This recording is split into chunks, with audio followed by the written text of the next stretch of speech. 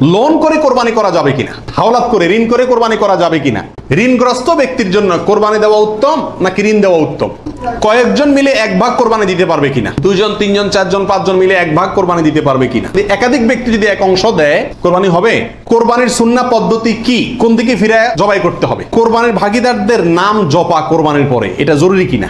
আপনারা দেখবেন ভাগিদারে কোরবানি যদি দেয় তার লিস্ট লিখতে লিখতে অবস্থা খারাপ হয়ে যায়, তো এটা জরুরি কিনা। কোরবানির টাকা অন্য কেউ যদি দিয়ে দেয় তাহলে কোরবানি হবে কিনা। মা বাবা, স্ত্রী, বড় ভাই এদের কাউকে খুশি করার জন্য কারোর পক্ষ থেকে, সমাজে বলে কারোর নামে কোরবানি দেওয়া যাবে কি যাবে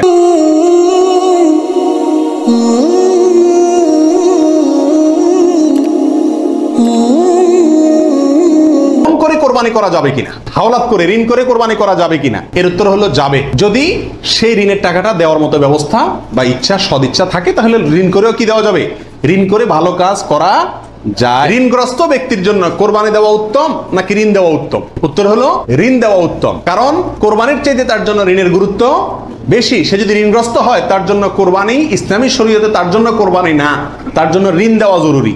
সে ঋণ পরিশোধ করবে, এরপরে টাকা থাকলে কোরবানি দিবে, না থাকলে কোরবানি দিবে না। কিন্তু আমাদের আজকাল অবস্থা হলো ঋণ থাকলেও আমরা কোরবানি দিই, কারণ না দিলে মুখ রক্ষা হয় না, ছেলে মেয়ে কার দিকে চেয়ে থাকবে, গোশত কোত্থেকে খাবে। অতএব এগুলা কোরবানি না, এগুলা নিছক গোশত খাওয়া এবং ফুর্তি। কয়েকজন মিলে এক ভাগ কোরবানি দিতে পারবে কিনা, দুইজন তিনজন চারজন পাঁচজন মিলে এক ভাগ কোরবানি দিতে পারবে কিনা। প্রবাসে দেখা যায় একটা রুমে তিনজন চারজন আছে, তো কোরবানিদের দিন চারজন মিলে যায় কি করে, একটা ছাগল কিনে নিয়ে আসে, আয়না জবাই করে।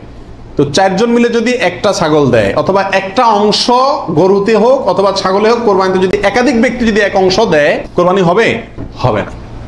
একটা অংশ একজন দিবে, সেখানে কয়েকজন যদি সেখানে অর্থায়ন করে, কয়েকজন ভাগ বসায় আর এক অংশ কয়েকজন মিলে দেয়, তাহলে কি হবে না, কোরবানি হবে না, ওটা গোশত খাওয়া হবে। প্রবাসে যারা যেসব ভাইয়েরা, লক্ষ লক্ষ ভাইয়েরা প্রবাসী আছেন, দেখা যায় যে 5 জন 6 জন 7 জন একটা রুমে আছেন, তো তারা সবাই মিলে একটা ছাগল কিনে এনে গোশত খান, কোরবানি তাদের উদ্দেশ্য থাকে না। আমি তাদেরকে অনুরোধ করব যে আপনারা কেন একটা পদ্ধতি অবলম্বন করেন না যাতে আপনাদের কোরবানির সওয়াব হবে, গোশতও খাওয়া হবে। এটা হলো এই, আপনাদের 6 জনের মধ্যে সবাই টাকাটা একজনকে মালিক বানায় দেন, যে ভাই আপনি সিনিয়র মানুষ বা আপনি বড় ভাই, আপনাকে আমরা সবাই মিলে 100 করে 500 রিয়াল দিলাম, আপনি এই টাকা দিয়ে একটা ছাগল আয়না কোরবানি করেন। উনি ওনার জন্যই কোরবানি করলো, আপনারা সবাই টাকাটা দিলেন, তাহলে আপনারা যে সহায়তা করলেন সব পেলেন কি পেলেন না, আর ওনার কোরবানিটাও হয়ে গেল, গোশতও খাওয়া হয়ে গেল, একসাথে সবগুলা পাখি এক ডিলে মারা গেল। আর যদি সবাই ঈদের দিনই জবাই করবেন ছাগল, তাহলে কোরবানি কেন করবেন না?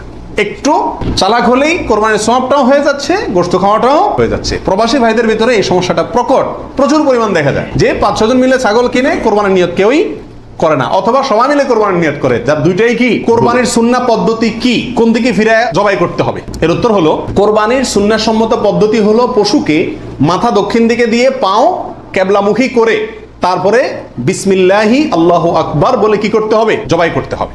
জবাই করার ক্ষেত্রে সাধারণত পশুর কানকে গলার দিকে টেনে ধরলে যে জায়গায় এসে কান থামে, ওই জায়গা বরাবর যদি ছুরি চালানো হয় তাহলে খুব দ্রুত পশুর জবাই হয়ে যায়, কষ্ট কম হয়, হাঁডি টাডির উপরে যায় না সাধারণত। বাকি এই জায়গাটা ধরে যেখানে হাঁডি নেয় সেখানে ছুরি চালানো এবং পশ্চিম দিকে ফিরিয়ে দক্ষিণমুখী করে করা। যদি কেউ অন্য কোনো দিকে ফিরে করে ফেলে তাহলেও তার কোরবানি হয়ে যাবে, কিন্তু এটা সুন্নাহর খেলাফ হলো। রাসূল আকরাম সাল্লাল্লাহু আলাইহি ওয়াসাল্লাম থেকে এভাবে কোরবানি করাটাই প্রমাণিত। কোরবানির ভাগিদারদের নাম জপা কোরবানির পরে এটা জরুরি কিনা। আপনারা দেখবেন ভাগিদারে কোরবানি যদি দেয় তার লিস্ট লিখতে লিখতে অবস্থা খারাপ হয়ে যায়, এবং যিনি কোরবানির পশু জবাই করেন ওই হুজুর নাম নিতে নিতে অবস্থা খারাপ। আল্লাহর নামে এতবার নেয় কিনা সন্দেহ, এতবার ওই ভাগিদারদের নাম নেয়, কারণ ভালো করে নাম নিলে টাকা পাওয়াও, কোরবানি জবাইয়ের টাকা পাওয়াও কঠিন হয়ে যাবে। এটা জরুরি কিনা, উত্তর হলো এটা মুস্তাহাব। কোরবানি করার পরে আল্লাহুম্মা তাকাব্বালহু মিন ফুলান ফুলান ফুলান, আল্লাহ এটাকে অমুকের পক্ষ থেকে নাম ধরে তাদের পক্ষ থেকে কবুল করুন, এরকম বলাটা মুস্তাহাব, উত্তম। রাসূল আকরাম সাল্লাল্লাহু আলাইহি ওয়াসাল্লাম নিজেও বলেছেন আল্লাহ এটা আমার পক্ষ থেকে কবুল করেন, এটা আমার উম্মতের পক্ষ থেকে কবুল করেন, আমার পরিবার এটা আমার উম্মতের পক্ষ থেকে। তাহলে এভাবে সবার পক্ষ থেকে কোরবানি, যে কয়জন দিচ্ছে তাদের পক্ষ থেকে কোরবানি হচ্ছে এই কথাটা, এবং তাদের পক্ষ থেকে আল্লাহ কবুল করেন, এটা বলাটা উত্তম, মুস্তাহাব কিন্তু কিনা। কোনো কারণে যদি এটা কেউ বলতে ভুলেও যায়, নিয়ত যেহেতু আছে আল্লাহ জানেন, অতএব কি হয়ে যাবে, কোরবানি হয়ে যাবে। কোরবানির টাকা অন্য কেউ যদি দিয়ে দেয় তাহলে কোরবানি হবে কিনা। আমি গরিব মানুষ, আমি কোরবানি করতে চাচ্ছি, অথবা সামর্থ্যবান, আমাকে একজনে টাকা দিয়ে দিল যে আপনাকে একটা ছাগল দিয়ে দিলাম, আপনার ছাগলের টাকা দিয়ে দিল যে আপনি কোরবানি দিয়েন। আমার পক্ষ থেকেই কোরবানি দেওয়ার জন্য কেউ আমাকে টাকা দিয়ে সহায়তা করলো, হেল্প করলো, এতে আমার কোরবানি দিলে কোরবানি হবে কি হবে না, কি বলেন আপনারা? হবে। যদি কেউ টাকা দিয়ে আপনাকে কোরবানির জন্য সহায়তা করে, ছাগল কিনে দিল, গরু কিনে দিল, কোরবানির অংশের টাকা দিয়ে দিল, আপনার পক্ষ থেকে কোরবানি দেওয়ার জন্যই আপনাকে টাকা দিছে, তার টাকা দিয়ে আপনি নিজে কোরবানি দিলেন নিজের পক্ষ থেকে, এটাতে কোনো অসুবিধা নাই। যে কোনো অর্থনৈতিক ইবাদতে অর্থটা যদি দ্বিতীয় পক্ষ দিয়ে দেয়, অন্য কেউ দিয়ে দেয় এবং তার টাকা দিয়ে আপনি ইবাদতটা করেন, তাহলে জায়েজ আছে। যেমন আপনি হজ করবেন, আপনি ওমরা করবেন, আপনাকে হজের টাকাটা আমি দিয়ে দিলাম, যে আপনি হজ করবেন আমি দিয়ে দিলাম, আমি এটা আমার পক্ষ থেকে করার জন্য দেই না, আপনার হজ আপনি করেন, আমি টাকা দিয়ে দিলাম, হেল্প করলাম আপনাকে, অথবা কিছু হেল্প করলাম, এটাতে কোনো অসুবিধা নাই।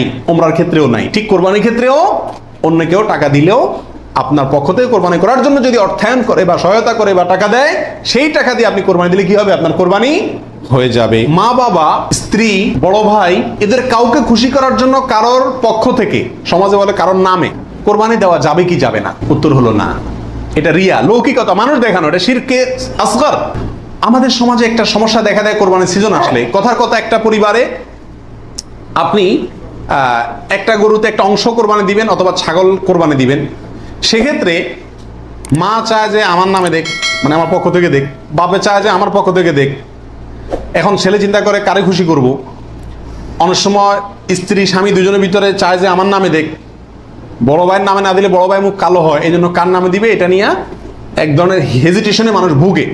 এক্ষেত্রে অনেক সময় অংশ বাড়ায় দেয় শুধু মাকে খুশি করার জন্য, যে ওনার নামেও কি করলাম, একটা দিলাম।